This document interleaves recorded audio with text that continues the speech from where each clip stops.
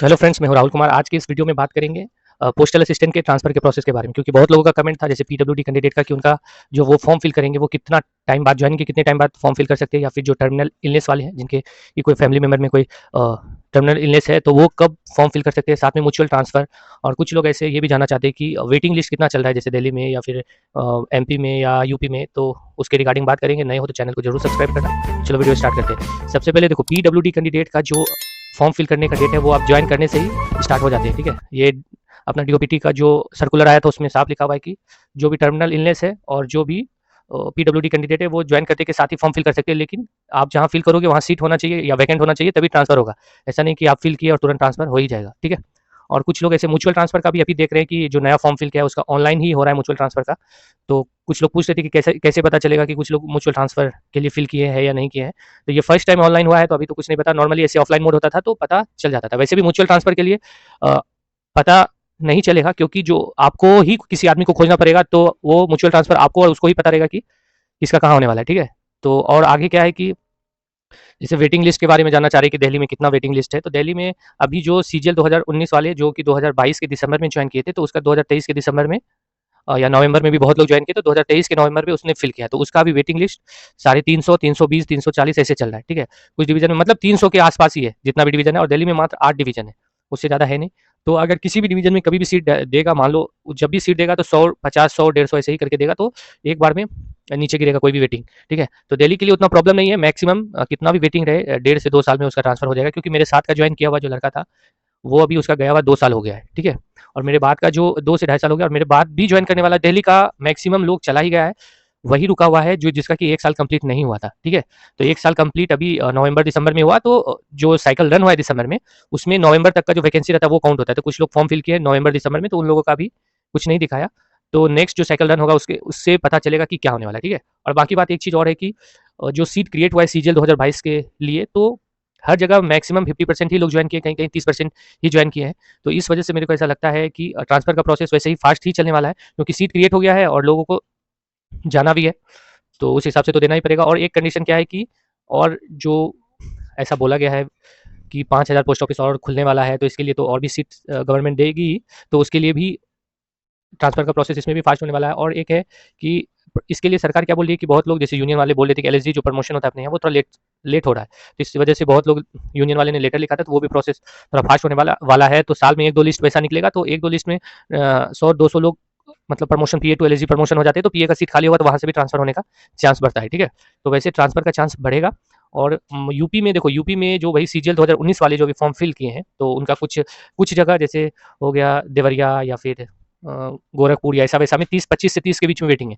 और बहुत जगह जैसे लखनऊ हो गया और बनारस हो गया, ये सब जगह 150-200 से ऊपर वेटिंग चल रहा है। और इलाहाबाद हो गया, ये सब जगह वेटिंग ज़्यादा है। ठीक है, और नॉर्मल जो जगह है वहाँ पे वेटिंग कम है, 20 है, 22 है, जो दो सीजीएल 2022 से सीजीएल 2019 से 22 के नवंबर दिसंबर में ज्वाइन किए थे, तो वही अभी फिल किए हैं। राजस्थान में वही चल रहा है 150-200 वेटिंग, वही सीजीएल 2019 वाले के सीएचएसएल 2019 वाले के बारे में बता रहे हैं। एमपी में जो सीएचएसएल 2019 वाले फॉर्म फिल किए थे तो उनका लगभग 25-30 यही वेटिंग चल रहा है, 25-30, 15-16 इस तरह से वेटिंग चल रहा है। और हरियाणा का तो बताना ही ज़रूरी नहीं है, क्योंकि बहुत मुश्किल है, 5 से 7 साल तो कोई उपाय है ही नहीं। बिहार का भी वही वेटिंग है। अभी जो लड़का वही भरा है तो उसका वेटिंग चल रहा है 400, 450, 150, 300, 400, 700 ऐसे वेटिंग चल रहा है।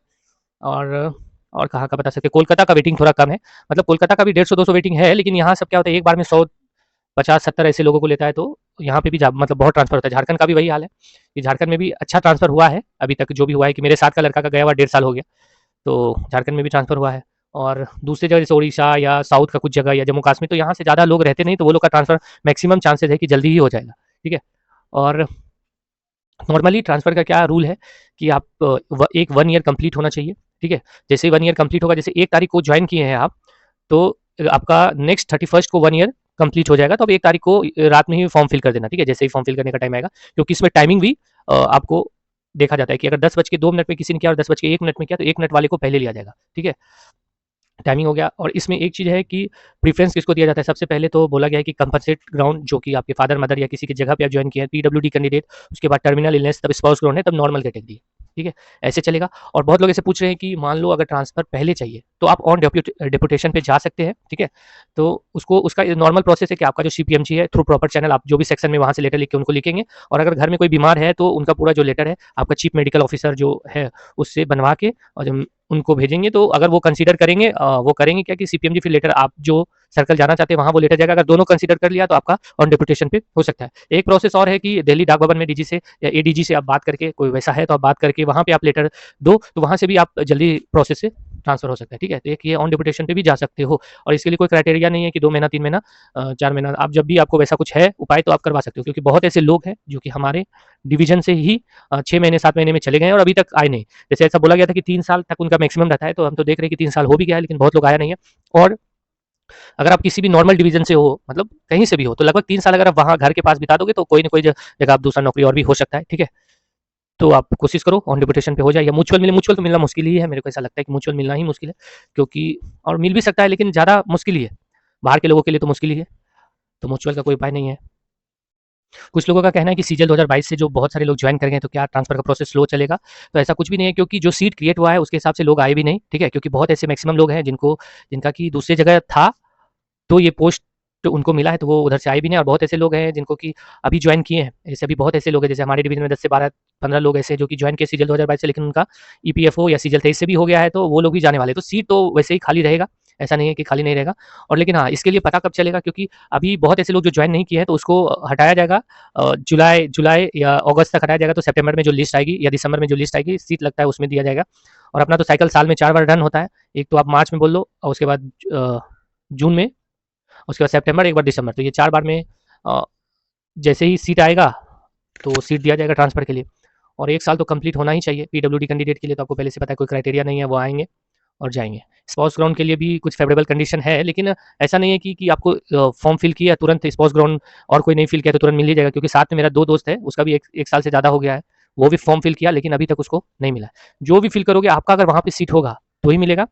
और एक चीज़ और बताना चाहती हूँ कि जैसे मान लो आपका 10 नंबर पे वेटिंग है या 20 नंबर पे वेटिंग दिख रहा है, तो एक्चुअल में वो वेटिंग नहीं है, क्योंकि जो भी ट्रांसफ़र होता है वो कैटेगरी वाइज़ होता है। जैसे आप जनरल से हो और आप जहाँ जाना चाहते हो वो जनरल का सीट नहीं है, तो आपको नहीं भेजा जाएगा, चाहे वो आप 1 नंबर पे क्यों ना हो। वहाँ पे ओबीसी का सीट है, अगर ओबीसी 5 नंबर पे है, तो 5 नंबर वाले को पहले भेज दिया जाएगा। तो इस तरह से ट्रांसफ़र होता है, ठीक है?